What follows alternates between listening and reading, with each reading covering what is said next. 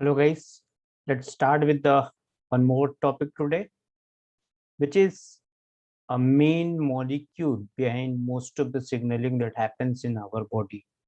Yes, I'm talking about the G protein, which faced Nobel Prize to the discoverer of it. And if you just look at the topic, it makes a lot of sense. How we'll talk about in a while. Let's talk about the G protein family. What is the G protein family? Most of the signaling which occurs via the GPCR, it occurs via the G protein. There'll be two ways we can describe the G proteins. One is a monomeric one, another one is a trimeric one. Trimeric one is made up of three subunits, alpha, beta, and gamma, whereas the monomeric just have the single unit. Let's talk about it. So usually it is used in the signaling in the some cases, and other cases it is used as a regulatory molecule as well. So first, let's talk about what is the part of the signal transduction that I had mentioned in my previous lecture as well. Three part of it: reception, transduction, and the response. Okay, let's not go in very detail of this that we already have done in the previous lecture. Let's directly come to the GPCR or G protein coupled receptor. Means on the extracellular side, it has a 7-pass protein, and which is at the bottom on the cytoplasmic region, it is bound to a protein which is called as G protein. So we have huge number of these GPCR is a largest family of the cell surface receptor, which includes different kind of hormones, neurotransmitter, and the many local mediators as well. The our important senses like the sight, smell, and the taste, which is basically dependent on that, except the sour taste, which has the different kind of signaling. And in the human being, we know we have more than 700 different kind of GPCR, where in the mouse is going to be more than 1,000. And the signal that occurs via the GPCR, which is very, very, very varied in nature, right from the smell to the taste to the vision.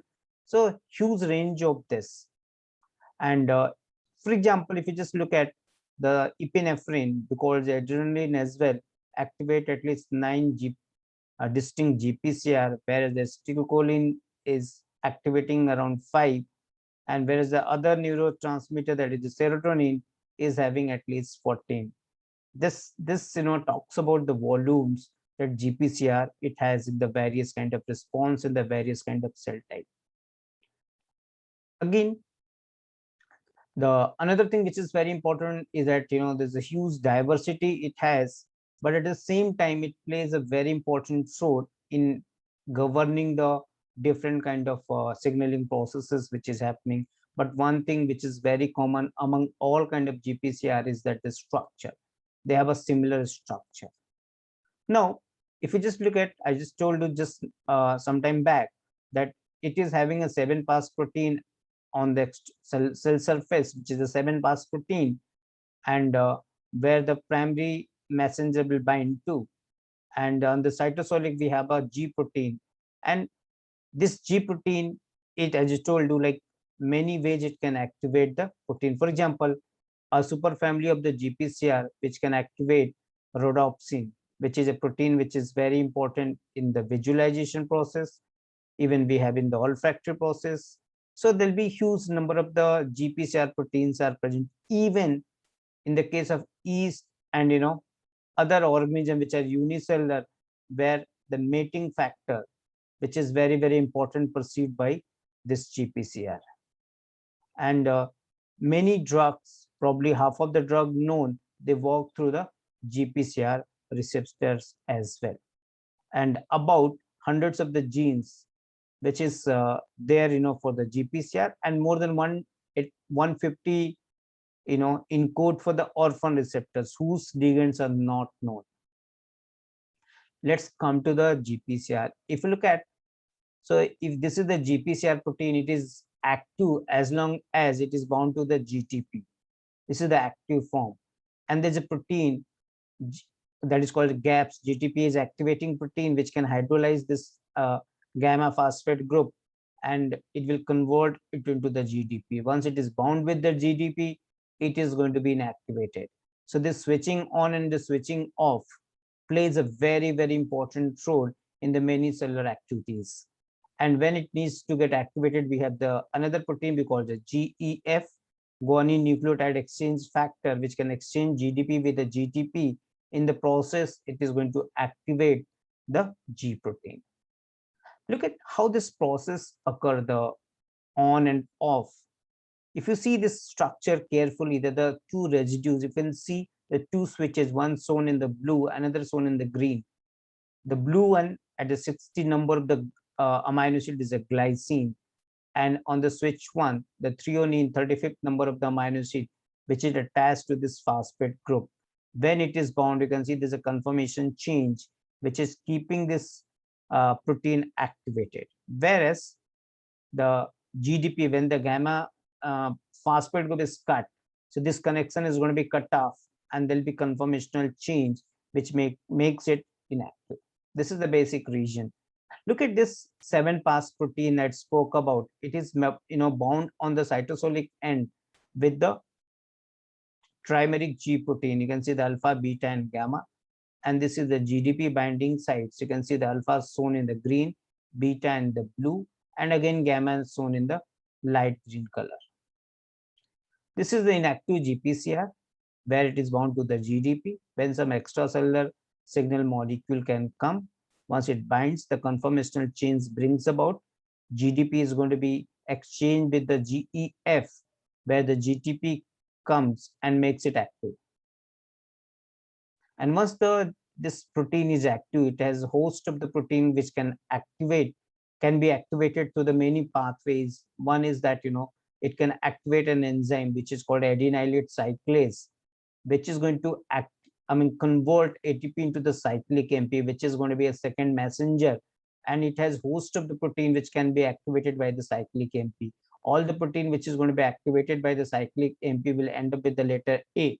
So you can see the PKA, which is going to be activated by the PK stable protein kinase A, which is going to be activated by the cyclic AMP, which has its own way of changing the gene expression. All the three effects, like the gene expression change, metabolic changes, and third could be the cytoskeletal behavior that could be bring about by this. And this is what the enzyme does. You can see the ATP, this is the gamma, beta, and alpha phosphate groups, and adenylate will remove the gamma and beta phosphate group, and then this group is going to bind. So 3', 5' cyclic MP, which is going to be formed, and once the job is done, it is going to be converted to a cyclic MP by the cyclic MP phosphodiesterase, which is again a very important enzyme in the signaling pathways. If you see this here, the two ways, there'll be one hormone which is activating this adenylate cyclase. You can see the epinephrine, glucagon, or CTH, and the inhibitory, the PGE, which is adenosine, or local protein, prostaglandins, which can come and bind to, which will inhibit the adenylate cyclase. One which is activating it will make the more cyclic MP to be made, and one which is stopping it will make the this enzyme inactivated, or it will not activate this enzyme, and the cyclic MP production is going to be stopped. So you can see the stimulatory G protein complex, and you can see the inhibitory G protein complex. Depending upon the kind of type of G protein that we have, we'll talk about it. Now, if you see this protein, so here the two domain that we have to keep in the mind. You can see the H1, H2, H3, H4, H5 till H7. This is the present on the lipid part. Okay, these are the alpha helical region, and these are the exterior part, E1, E2, E3, and E4. And one which is towards the cytosolic part, the C1, C2, C3, and C4. We have to put focus our attention on the C3 and C4. Look at this is the adenylate cyclase effect, and this is the inhibitory G protein, we call it GI, and this is the wild type.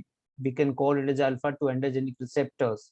And you can see this C3 and C4 domain very clearly. You can see over here between 5th and 6th, and you can see the 7th one, which is having the flanking carboxyl group. Now look at the GS, or stimulatory G protein, which can activate the process. Here you can see this domain, especially the C3 one, which is of different type. The experiment has been done when we create a chimera which has a this kind of structure, which is very similar in the GS, will activate. Even the other four is, the same of the inhibitory type. So these three will make a difference. Whereas once we'll go for we introduce the fifth one also, you can see in the blue color from the inhibitory one.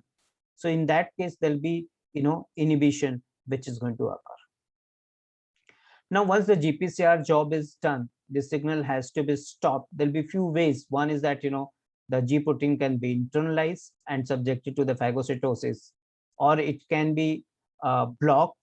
And another way, which is very, very important and very common. So we have an enzyme, which is a GRK or GPCR kinase, which is going to put the 3-phosphate group on all the 3 subunits by expending the ATP. This ATP uses will make this, phosphorylated, and another protein called arrestin will come and bind to. This is how this GPCR is going to be desensitized. So internalization is going to be one, the blocking is going to be another one, and third way is going to be desensitization, where the receptor can bind but will not provoke any kind of effect. Now we have the huge range of hormones which is going to work by activating the cyclic AMP. These are the various category of the hormones. And at the bottom, if you look at the many other organs which is having a response generated through the GPCR and activating the PLC beta, like the liver, where we have a signal molecule vasopressin, which is also called as ADH, pancreas, acetylcholine, smooth muscles, acetylcholine, blood platelet, thrombin, and exactly what is going to be the main response: glycogen breakdown by the vasopressin, amylase secretion by the acetylcholine, muscle contraction by the acetylcholine, platelet aggregation by the thrombin, which plays a very important role in the blood clotting. Now, some of the hormones which mediates their process, their effect through the heteromeric G proteins, like the epinephrine, which has the beta androgenic receptor, which is going to activate the adenylate cyclase. Serotonin is going to do the same thing through the serotonin receptors, light by the rhodopsin. The IgE antigen complexes, which is going to work on the mast cell IgE receptor, which is going to activate the phospholipase C, and the F-met peptide, which is a chemotactic receptor, which is going to activate the phospholipase C, and acetylcholine, which is going to again start the potassium ion channel. Now there are the many disease which could be linked to the G protein pathway. For example, the Albright, McCune, pituitary, and other, like we have the different kind of G protein which is going to be involved. Now that the 4 major family of the trimeric G protein, like the GS or GOLF, that is for the olfactory. Here the main unit which is going to do the job is the alpha, and they activate the GS is going to activate the adenylate cyclase and activates the calcium ion channel. GOLF is going to activate the adenylate cyclase, and the GI, which is inhibitory, which is going to again activate the alpha, inhibit the adenylate cyclase. Beta gamma is another case in the inhibitory case, which is going to activate the potassium ion channel. GO, again, which is going to activate the beta and gamma and activate the potassium ion channel and inactivate the calcium ion channel. And the alpha and beta gamma, all 3 is going to activate the phospholipase C. And GT, which is the transducin, which is going to activate the alpha. GQ, which is going to activate the phospholipase C beta. C means it is going to be activated by the calcium ion. And G12 by 13, which is again going to activate the alpha. And here the function is activate the Rho family monomeric GTPase to regulate the actin cytoskeleton, which through which it can regulate the cytoskeletal behavior, especially the shape opposite. And this again the same way, and the kind of molecule which is going to be involved. Now this is the family of the monomeric G protein. The RAS, we have a different kind of RAS protein, HRAS, KRAS, NRAS, and most of the cancer, where the RAS protein is going to be involved. They relay the signal from the RTKs, REP, which is going to have the signal which is going to walk through the REP. We have the Rho, ARF, RAP, and the RAN, which is going to play important role in the nuclear protein transport or the RNA transport. Thank you. Hope you enjoyed the lecture, and you have made a lot of notes out of it. Thank you for the hearing lectures.